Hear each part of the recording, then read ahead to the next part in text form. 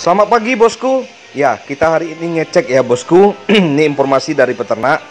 Kondisi ayam umur 22 hari ini ada masalah bosku, yaitu dengan ciri-ciri sayap turun, ayam lemas, nafsu makan turun. Nah, kita akan diagnosa ini kematian sudah mulai ada sekitar 20-an ekor per hari. Nah, kita mau bedakan ini ayam terinfeksi oleh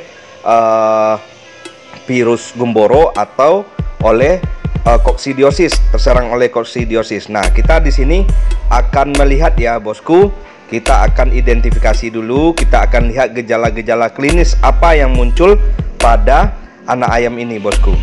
Nah, kalau kita perhatikan bosku, dari tadi itu ayam menunjukkan bulunya itu jatuh ya, maksudnya sayapnya itu lemas ke bawah bosku, kakinya kering. Kemudian ayam terlihat kurus, konsumsi pakan turun, sedangkan konsumsi air minum tinggi. Nah, kalau dilihat itu koksi itu hampir-hampir mirip gejalanya dengan gejala gumboro bosku. Nah, ini kita sudah karantina. Nah, kalau muncul gejala seperti ini bosku, ayam itu harus dipisahkan yang sehat dengan yang sakit. Nah, kalau di karantina ya pemanasnya ditambah lagi dan pakannya harus diperhatikan. Nah, kita harus sesering mungkin mengecek dan mengontrol ayam ke dalam kandang panggung ini ya bosku. Kalau yang menunjukkan gejala lemas, sayapnya turun, itu harus segera kita karantina ke kandang isolasi. Nah, nanti di kandang isolasi itu akan diberikan multivitamin, ataupun nanti di sana pakannya itu betul-betul diperhatikan. Ketersediaan pakannya haruslah selalu segar.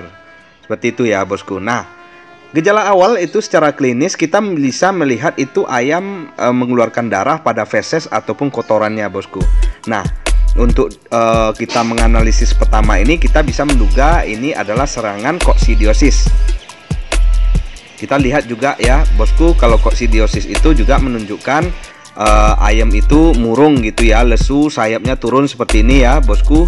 Sayapnya turun, ayam juga mengalami kekerdilan. Kenapa? Karena ayam lebih cenderung minum ketimbang makan, jadi pola makannya juga nggak teratur.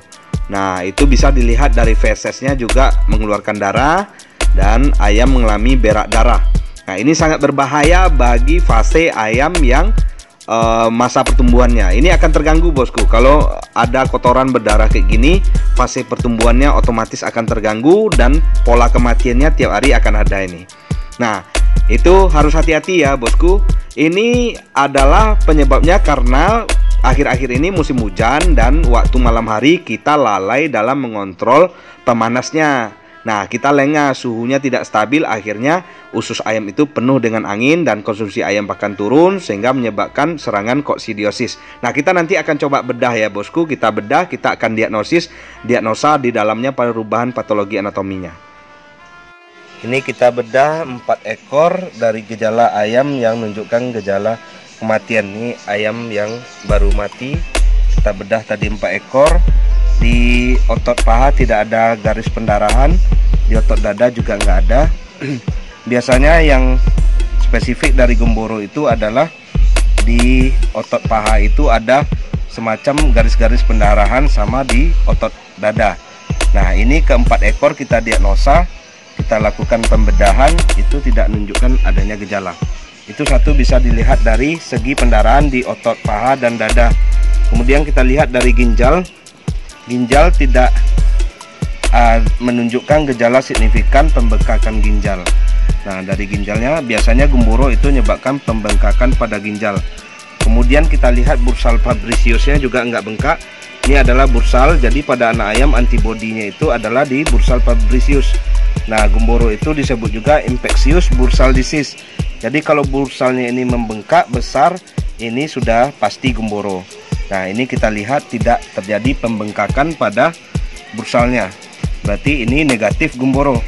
Kemudian kita lihat di sini, ini adalah proventriculus, yang ini adalah ventriculus.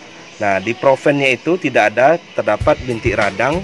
Biasanya kalau gumboro itu di perbatasan ini terdapat bintik radang ataupun peradangan di sini. Sedangkan kalau ND dia di bintik-bintik di bungkul-bungkulnya seperti ini itu terdapat bintik radang. Itu biasanya positif ND ataupun AI. Nah, ini tidak terdapat gejala peradangan pada perbatasan proventriculus dengan ventriculus.